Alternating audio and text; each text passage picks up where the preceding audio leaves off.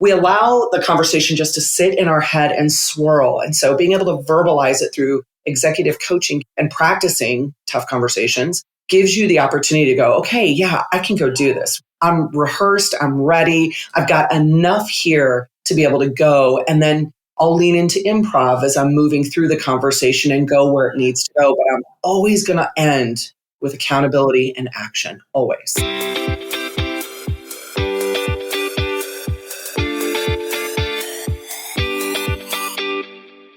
Hey, it's Renee. Welcome to the Into the Wild Show, the podcast for women who want to build incredible mental strength to level up their business and lifestyle. I'm Renee Warren, the founder of We Wild Women, author, speaker, award-winning entrepreneur, and your host. Together, we will make you unapologetic about shining your light, growing your business, and turning you into a wildly confident and successful leader. This is for you, the visionary, the go-getter, the entrepreneur, and for those that need a real kick in the butt to get going and to dream bigger. Each week, I bring in leading experts and entrepreneurs to help you take leaps in the right direction, because I know the best advice comes from someone who has successfully done it before. So, are you ready to level up? Welcome to Into the Wild.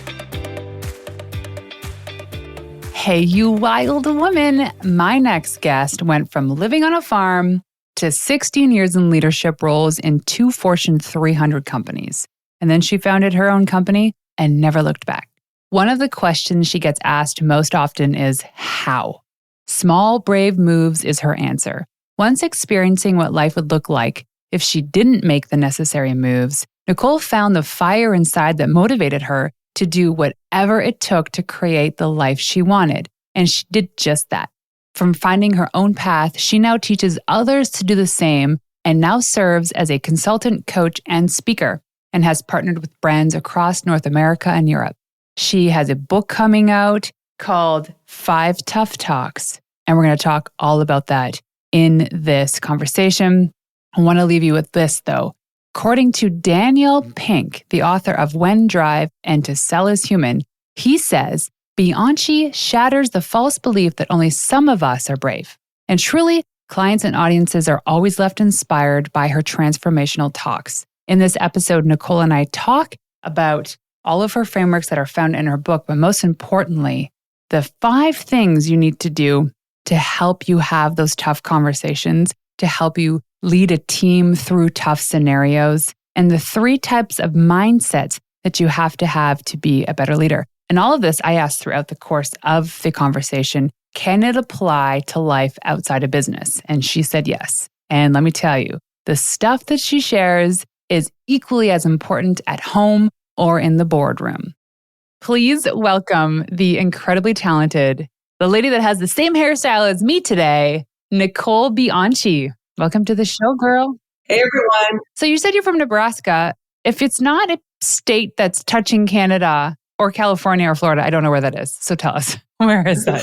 I am right in the center of the United States of America, right in the center. So right, probably exactly in the center of the West and the East Coast and just a few states south of Canada. Is it the perfectly rectangular state? No, that's Kansas. But we're close. We touch Kansas. Oh, okay.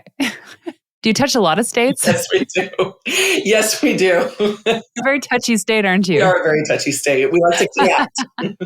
So tell us a little bit about yourself. Now, I said in the intro what you do, but explain to us, what do you do and who do you do it for? I work with leaders, executives, and teams to do really 2 things. 1, craft their own small, brave moves. And 2, to have the tough conversations that they're probably not having one-on-one or as a team. That's really my focus, is helping them, again, craft their own small, brave moves, get ready and have those tough conversations that they're procrastinating, and just ultimately work to be a much higher performing team. And so those are my focus areas. What is a brave move? A brave move is one of those that so many times we think of bravery as like the big, iconic, once in a lifetime things that we get to do. And actually, small, brave moves or brave moves end up being just those moments during our day, our week, or every few days where we have a moment to either speak up, challenge, tell somebody something that they may not be seeing, or saying yes to something that kind of arouses that excitement inside of us that we're a little nervous about because of fear or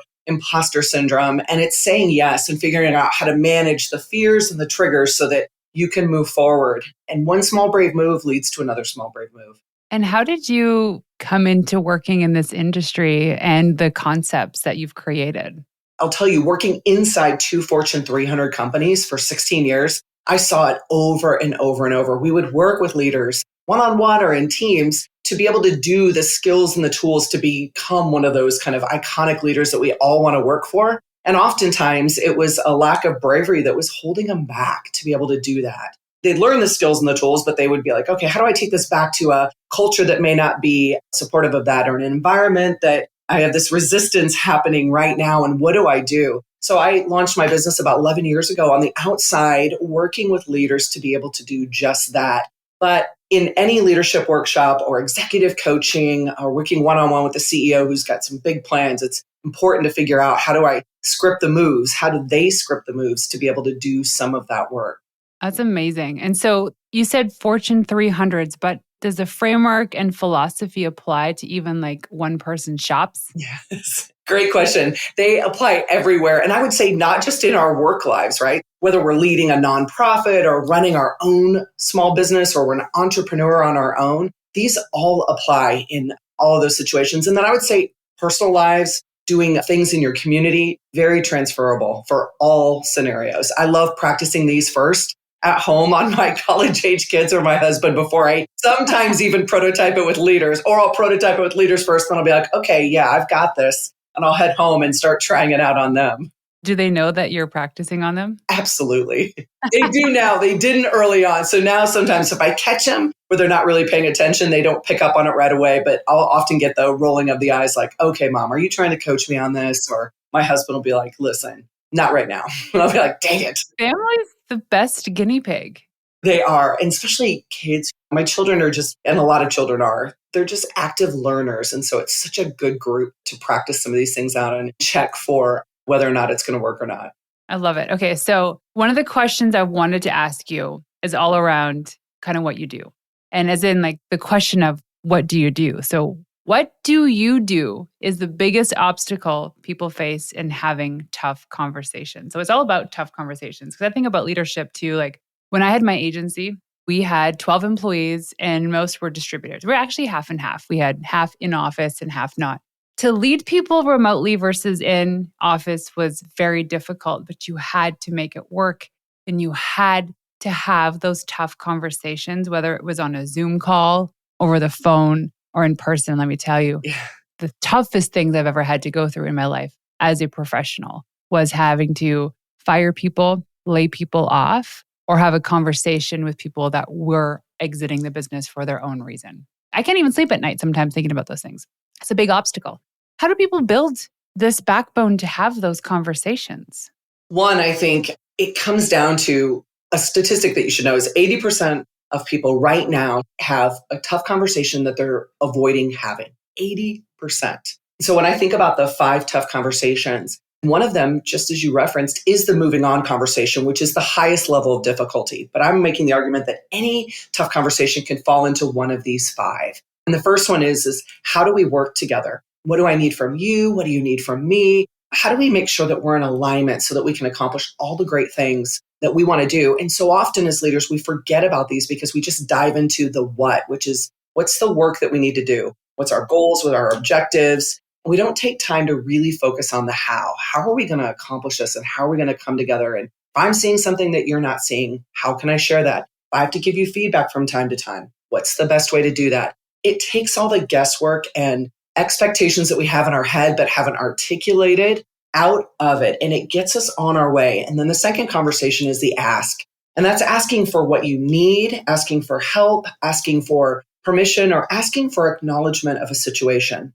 And then the third one of the 5 is the what's going on. So I've noticed a shift in you, how you're showing up for work, your performance maybe, or our relationship, and being able to just pause and go, I want to explore what's going on here. If you spend time on those first 3 conversations, if you think about it, we're just building really strong, trusted relationships.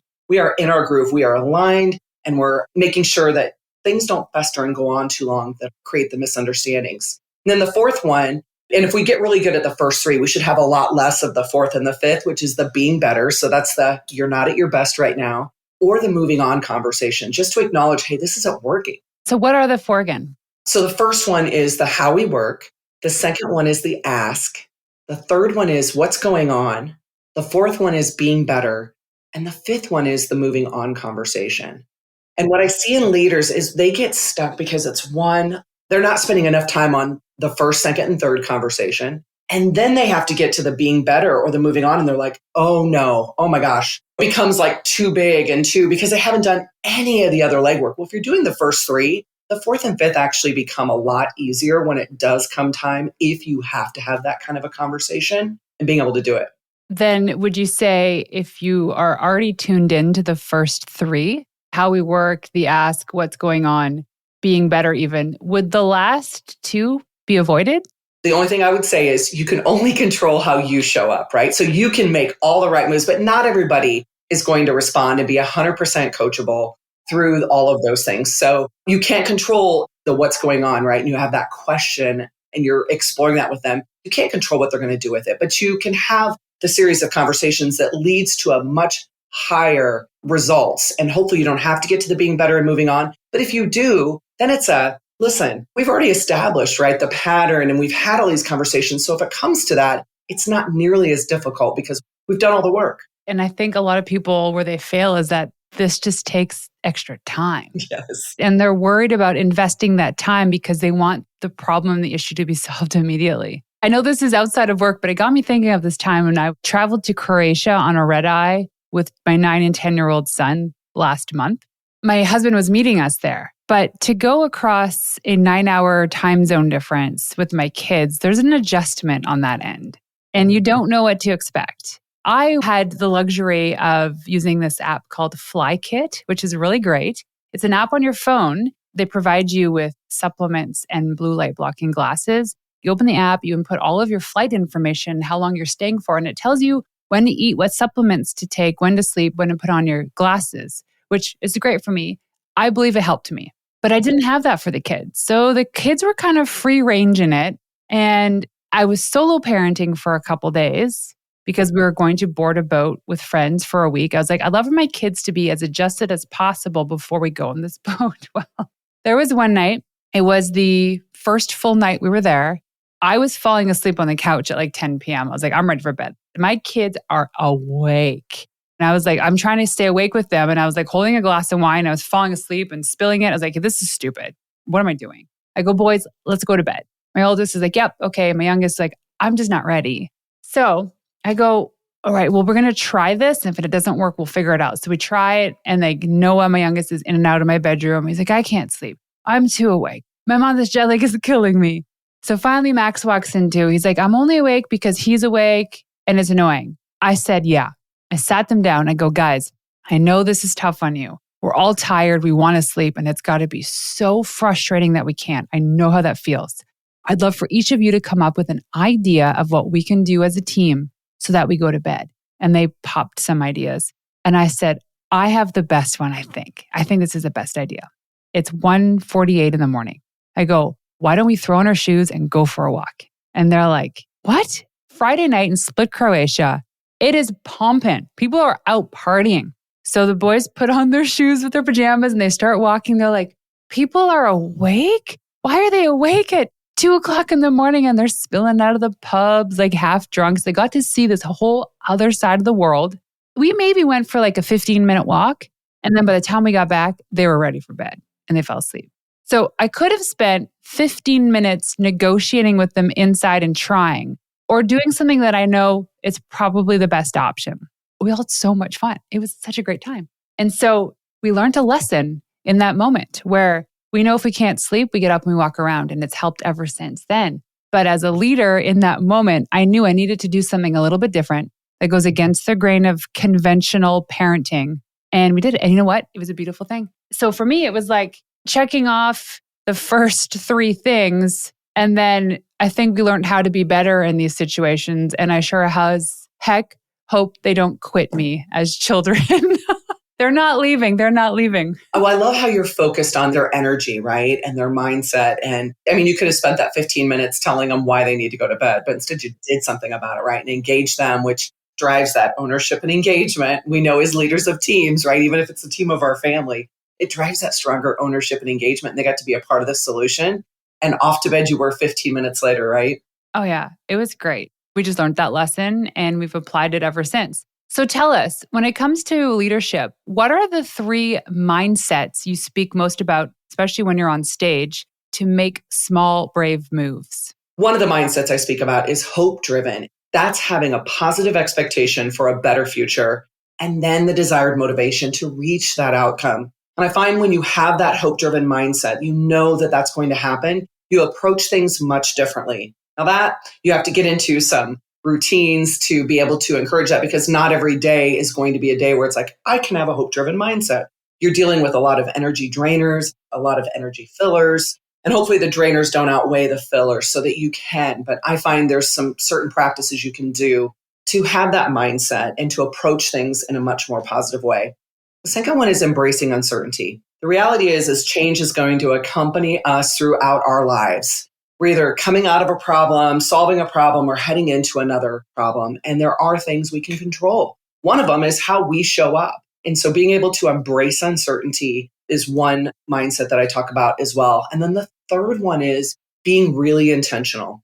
How do we take what we can own and be really intentional about our growth, giving ourselves permission to experiment and try new things in the work that we do? And those 3 mindsets, there are 3 of the 9 that I speak about in Small Brave Moves on stages and in my book. And those 3 are the ones that right now, this world over the last 18 months has really attached onto and wanted more of. That makes a lot of sense, especially with the hope. Would you say that it is a CEO leader's responsibility to instill hope into their team? I think they have to model it. I think they need to model it and they need to speak to it in their leadership philosophy. I think the way they move with their team, it's one thing to speak about it. It's another to actually build it into the work that you're doing and how you move as a leader. Your team will respond much more positively to negative situations, crises, things that are just being thrown at us that sometimes we can't control if we hold that hope-driven mindset, and we have to model it at the top. It's so true. I think of some of the top CEOs in the world are often the ones that are the most fit, the healthiest. They have these routines in the morning, but then that trickle effect too throughout the organization, because they're looking at this person who's the leader that sets the vision for the organization, what he or she does in terms of like morning routine, how they show up in meetings, that energy. And I believe it's shifted. Now, I have not really ever worked in a big corporations before. I've worked with them, but I've been at meetings. And whomever is the speaker, whomever is the one that's owning the agenda, that energy is what everyone else tries to match. Mm-hmm. And so if you can show up with compassion and hope and excitement and a big vision, then everyone else is going to match that. And I've been in the opposite meetings where they just come in and they're angry at everybody. And then no one's comfortable speaking up because they're afraid that their head's going to be torn off. And they're all there for the same reason, whatever the meeting is about. And so it's so important. I mean, I think of this in business, as a partner in life, as someone at a restaurant. Like, I remember showing up to our local, I guess it's the DMV, and it's never organized. It's always a crapshoot anywhere I go. Well, here you can make an appointment to get your driver's license renewed. They encourage you to book your time online. Well, I show up, I still had to wait like an hour, and I'm not happy about it. But I'm standing there and I'm looking at the people behind the desk working, and they are just hustling. They're working as hard as they can to cycle all these people through. And I bet you they were met with 95% negative people that were throwing hate and comments at them. But imagine if everybody in there understood that was out of everybody's control in that room. No one caused this. It is what it is. And if we could all support each other, maybe people would be more productive, more efficient, and there would be better systems in place. But we end up being the ones that just throw those cogs in the wheel. We end up being the ones becoming the bottleneck because we're so agitated and aggravated. Yeah. Just throw kindness around, everybody. Oh, I know. And I'll tell you, our DMV is the same way, although they just moved and revamped some processes and have exponentially gotten better. So for those of you listening, there is hope with your DMV. There is hope. I can speak to it. However, before they made the improvements and revamped, I knew before I went there to handle any business I had to make sure that I had my head on straight so it wouldn't be a frustrating experience and how I could show up, right? That's all I could control is how I could show up. So I bring things to work on and to do so I wouldn't be sitting there going, this is a complete waste of time. Right? You're over there like whistling, getting emails done, and everyone else is angry. And then they call your name. You're like, yep, cool, my turn. Going up. And then everyone's mad at you for being happy. You know? I love it. Okay, so we talk about these mindsets, hope-driven mindset, embracing uncertainty, being intentional. Here's what I love about number 2, especially embracing uncertainty is, I don't know about you, probably not you because this is what you're experienced in, but in life, when we get through challenges, we always have like these sighs of relief, like, okay, that's done, as though that we're never going to be faced with an equivalent challenge in the future. But if we allow ourselves to know that something is going to come up again, like for instance, a long time ago, I was sued for wrongful dismissal. Now, knock on wood, it hasn't happened since. However, given to me how personal I took it and how heartbroken I was because on what grounds, if I'm ever faced with something similar in the future, because life business is uncertain, I would be able to face this challenge in a much better way because I'm like, oh, now I know what's involved. Now I know what I can do and can't do. And I know how long this process can take too. Because before it was kind of like, okay, I sent the email now. Can we just sign these papers and we're done? And it went on for months and months and months. I was like, God, this is so stupid. But embracing uncertainty, can we just like dive a little bit deeper on that one? Yeah. I want your thoughts on that. I think we forget in the moment when things feel uncertain that there are actually things we can control. So I actually have something I hand out to individuals when I'm on stage about here are the 22 things you can control right now. One is how you show up, right? How you treat people, what you put for fuel into your body, whether you got enough rest to head into this. And then it progressively gets a little bit more complicated. Not complicated, but more challenging in the 22 things. But some seem really, really simple and really easy. Like, well, I could do that. And then all of a sudden it gives you this sense of control. So I'll share an example. I was doing a leadership program, 3 or 4 years ago with a few partners. And we had all kind of decided, let's come together. We're going to do this leadership program it's actually a Fortune 100 company. It was a big deal. But the partners wouldn't always show up at the same level as I had expected. And so things became uncertain. For example, one time, they didn't even bring the leadership books that were supposed to be given out that day. So we were missing things. Technology wasn't working, just things outside of my personal control. And I remember it would impact my attitude. It would impact how I would show up during the day. And I would carry this with me all day long and then end up just being exhausted and drained from it. And then once I decided to kind of let go of all of that to say, listen, you can't control any of that, Nicole. You can only control how you show up. So show up and bring your A game, and then the rest will work itself out. Then I held a looser grip and decided, okay, how do I move through uncertainty a little bit easier rather than saying everything's got to be so perfect. And if it's not perfect, we're going to absolutely fail. I think it's just perfectionism in all of us. Yes. I read that at the bottom of our email for preparing. And you're like, hey, on the scale, I'd prefer it to be over here. So let's do it. Yeah, I mean, obviously I would prefer. I actually shared an Instagram reel maybe yesterday or the day before about what do you think the world would look like if we all walked around with 100% confidence? And some people are like, woo, that'd be amazing. I go, no, it'd be detrimental. Yes. We need to not be perfectly confident because if we were, things wouldn't get done. Actually, things would go backwards. We have to have a little bit of that. I don't know if it's imposter syndrome. And I know there's some people that hate talking about imposter syndrome, but there has to be some doubt in what we're doing in order for us to improve what we're doing. And the same goes with this. I completely agree. And then being intentional too. What is an example of being intentional, especially as a leader? One example and one practice or a habit I talk about a lot is setting your intentions for the day and setting anywhere from 1 to 3 intentions every single day. The intention could be around a relationship you're going to invest in, things you're going to stay away from, a mindset you want to hold for that particular day, especially if you know it's going to be a really tough day. It might be a day where it's like, listen, I've got to invest a little bit in some self-care today, and I need to make sure I make time for it. So I'm going to set that intention. And I find that one way to be intentional is to actually set intentions so that we can do what we say we want to do and make it happen and turn it into a reality. Yes. So I use the 5-minute journal alongside my planner.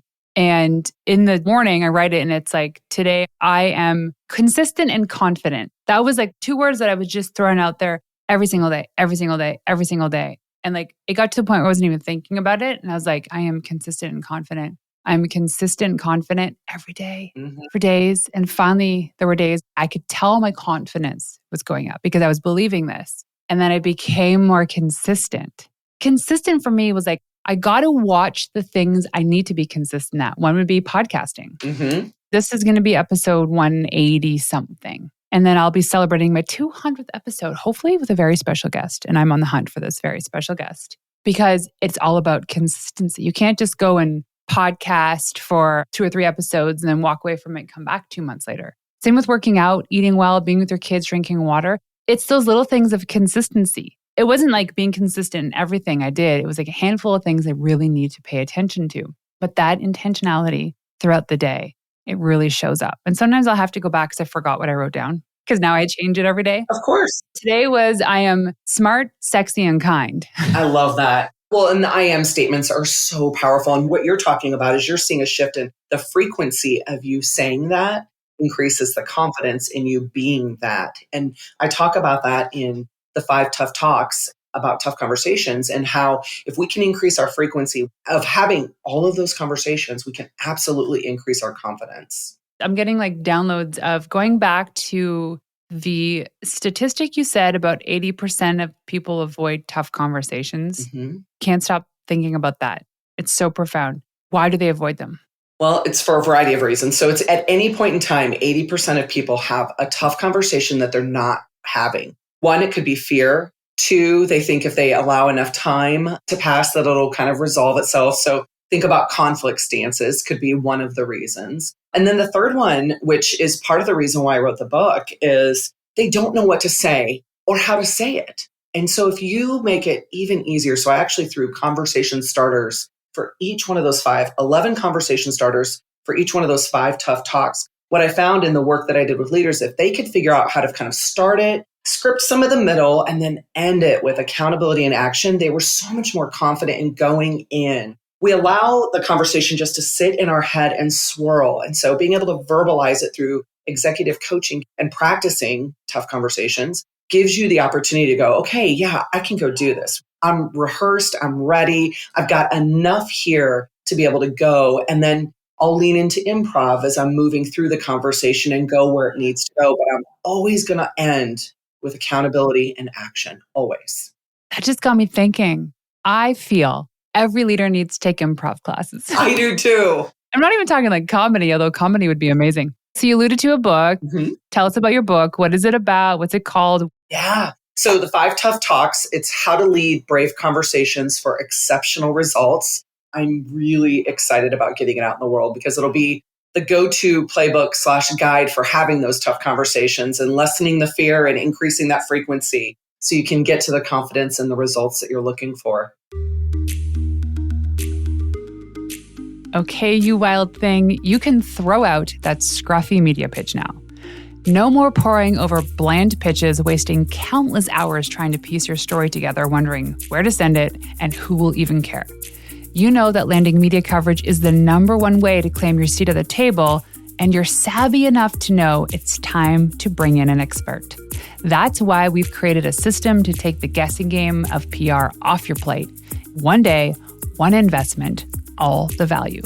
Get your PR strategy in hand sooner with our VIP days. It's strategy over breakfast and PR ready by dinner. Picture this. A world-class PR strategy created for your business by an award-winning publicist with 12 plus years of industry experience, and not just an upgraded version of a dull media kit, but a custom plan that's strategically crafted to capture the attention of journalists and influencers. No fill-in-the-blank, bare-bone type templates. Just a detailed roadmap to move your brand forward without the agency price. And this isn't a course. Here's exactly what you'll walk away with. All of this custom media kit, pitch angles for podcast, print, and TV, curated podcast list of over 50 vetted shows, 1 press release, confidence to pitch at your own pace, custom training videos to show you the way, plus a month of follow-up support with me. If you want in to this amazing VIP day, simply go to wewildwomen.com/VIP day, to either fill in the application if you're ready to do it or schedule a call if you want more. That's wewildwomen.com/VIP day. The methods in this book, can it translate to even like parenting? Absolutely. These starters, you'll see that they are such powerful starters that you can use them in all aspects of your life. So whether you're parenting, maybe with a spouse or a loved one, and definitely as you're interacting in the community and working on different community projects, community things, and you're like, oh, I know I need to have one of these conversations. I share a story in the book on the first conversation, the how we work, about how my husband and I were heading to Italy last year. And I was going for 7 weeks to actually start writing this book. The first part of the trip, we were with a larger group, and then we would eventually, after about 10 days, go on our own for the rest of the time. And what we found was we were so entrenched in like getting ready and going on this trip that when we got there, we were a group of about 28 people. We were being kind of pulled a lot of different directions. Come do this, come do that, multiple requests. And then my husband and I were kind of looking at each other after a few days, frustrated, and it was coming out with each other. And I was like, wait, what's going on here? He's like, we're not getting any time alone. And I go, I know, I feel the same way too. And so we spent time having the how we work conversation on this first part of the trip so that we could still do stuff with some friends, but honor some time that we wanted to have alone together. And we both said, gosh, had we not had that conversation, the first 11 days would have been probably miserable because we would have been frustrated and not realizing why it wasn't working. So I actually tell that story in the book and ended up having a really powerful outcome for both of us. It's so interesting. We talk about intuition. So my friend Anna Lozano is all about frequencies and manifestation and intuition. And it's so strong. It is probably the most logical center of our body. So in my planner, I talk about the head, heart, and gut approach to decision making and how we need all three centers, but the gut is the one. Right now, we talk about having a tough conversation and how you said 80% of people are avoiding having a tough conversation. There's one in my life right now that is very, very, very, very profound. I know I need to have it. My gut is saying do it, even though a couple people I'd advised not to. But I know that if it happens, it'll clear the air because now there's this incredible like divide between this person and I. Mm-hmm. And we start creating these own stories in our head about a situation that's probably not even true. Yeah. Because we're not having the conversation. It's as simple as, hey, listen, I noticed you're a little bit off or there's something wrong going, maybe not say the word, don't quote me on this, but is there anything going on that I can help you with? Or is there something that I said that may have upset you or something about the situation? Let me tell you, when you give somebody space to do that, game changer. Mm-hmm. I need to have this conversation and it's just, I'm dreading it. Like to the point where I know if I called the phone number, I would be sweating and shaking. Right. Well, because the stakes are high for you. I have a question for you. So what's the real challenge in having the conversation for you right now as you sit here? I'm curious. Without sharing too much information, I guess potentially legal stuff. Okay. So maybe there's something that I said. Here's the thing. The situation is so tough that it has nothing to do with me. It's not me. It's just a person involved in a situation that is a friend of mine. There's nothing stopping me from having this conversation other than the worry of being misunderstood. Yeah. And so have you taken the time to script out and think about what outcome you're looking for? Every car ride I have when I'm solo, I talk to myself behind the wheel. So yes, but I haven't written it down. So if you're open to, I would love to send you just to even just get your feedback. I'll send you over the scripting, the questions to ask yourself as you're moving through this, because getting it out of your head and getting it either spoken or written down provides a level of clarity for you to get a little bit closer to where you want to go with the conversations. Yeah. And is this stuff available in your book? It is. It is. It all is. It's very practical. And then you'll have QR codes to download additional tools to help you move and navigate as well. And where can people go to buy it? You can buy it on Amazon, Barnes & Noble. Online would be another great one as well. That's amazing. People need this stuff. Clearly I do. And I love when people write these books and do the work that's like for a leader in a Fortune 1000 company when the philosophy still applies to things in everyday life. That's important. I agree. It's like the rich and successful are the guinea pigs for these frameworks so that anybody can use it. Well, and you'll see stories woven throughout personally and professionally of my own, as well as interviews, quick interviews with CEOs who are at the top who are still kind of overcoming things. It's a journey, right? It's a leadership journey for all of us. And just because we're sitting at that C-suite level, running our own business, running another business, doesn't mean that we have it perfected and we're 100% right every time. You'll see in the stories woven throughout, they still have to work on mastery and confidence and frequency in having those conversations. But the important part is they're doing the work. And that's the thing, it's a constant evolution, right? I always say this, personal development isn't a weekend course. It's a lifelong journey. Right. And as you grow within your organization or within your career, you always have to be improving. You can't just read a book, put it down and be like, I'm good. Guys, I read the book, you said. Exactly. Got to keep improving. Okay, is there anything else you wanted to add with regards to, what do you call them? Brave moves, tough conversations, or your book? Small brave moves or tough conversations. I'll tell you, you don't have to go at it alone. Whether you're leading into the book, coaching, workshop, you don't have to go at it alone. And oftentimes, as leaders, as we rise to the top, it gets lonely, right? You get a lot less feedback. You get a lot less of this type of interaction. And so thinking about, you don't have to go at it alone, and lean into your circle so that they can help you master these tough conversations. I'll tell you what, I am a master coach and I have a coach that I directly work with. So the very best leaders get coaching. And so don't hesitate to realize you don't have to go at it alone, and take time to invest in that circle, whether it's a coach or just the people around you to help you navigate some of these tough situations. I love that. Thanks for sharing that too. If you want to grow in any facet of your life, you need to surround yourself with people that have successfully done it before, whether they're the next chapter or the next book away. Yeah. I shared on a thread today, because now where everyone's jumping on threads. I love this, and it's totally relatable. If you're on threads, let me know too. The more successful you become in one or some areas of your life, the more you will distance yourself from those that preferred you playing small. Ooh. Play a bigger game, attract a different crowd.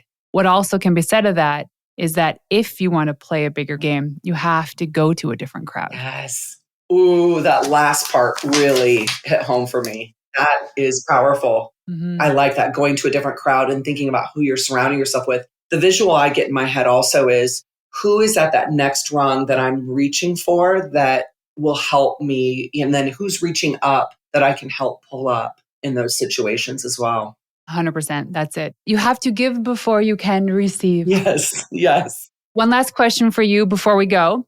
When I ask you what it means to be a wild woman, what is that to you?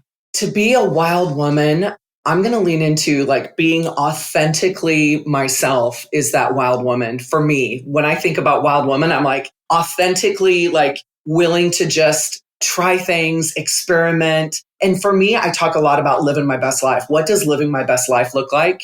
There's a wild side to that, which is fun and exploratory and permission to experiment. I'll tell you, every time I jump on stage, I have to do something new that I've never done before. And most people will be like, oh my gosh, that would scare me to death. Like I have what I do that works every single time. And so for me, being a wild woman is jumping on stage and bringing something new that I'm hoping has an 80% chance of likelihood of success, or that I think can work. But I'll tell you what, it's crazy because you get up and you're like, I don't know if this is going to work, but let's go. Let's do this. Let's just do it. I might fail or I might hit a home run. Yes. Who knows? That's like with anything in life, right? Yeah. It's like, you don't know. We learn just as much from the failures as we do home runs, right? We should almost just reframe it that I didn't fail. It's not failure. It's just, oh, that was a lesson. That was a lesson. Exactly. That was a lesson. You can see the tape across my collarbone. I actually dislocated my collarbone a couple days ago. I guess when you get a little older, your body just doesn't work like a 20-year-old. And I pushed myself a little hard at CrossFit and it popped it out. Yeah, it hurts, but it's one of those bones where you just can't do anything with. So I have to like not move my arm above my head. And it's weird, but I learned a lesson. I learned a lesson that day. I didn't fail. I just learned how not to do ring dips. Yes. Okay, so if people want to go to find you online, Nicole, where can they go? Yeah. Instagram, LinkedIn at Nicole M. Bianchi, or my site, www.NicoleMBianchi.com. Cool. And tell us the name of your book again one last time. Yeah, The 5 Tough Talks, How to Lead Brave Conversations for Exceptional Results. I love it. Well, thank you so much for joining us today. So there you have it. Thank you for tuning in to another episode of Into the Wild. To make this girl happy and to help reach other women who are dreaming of starting their business, please leave us a 5-star review on iTunes and everywhere you listen in. Also, If you want to find me in the wild, check me out on Instagram at Renee_Warren. That's RENEE_WARREN. And leaving you with one of my favorite tips of all time, the best advice you could ever receive is from someone who has successfully done it before you. Until next time, ladies, peace out.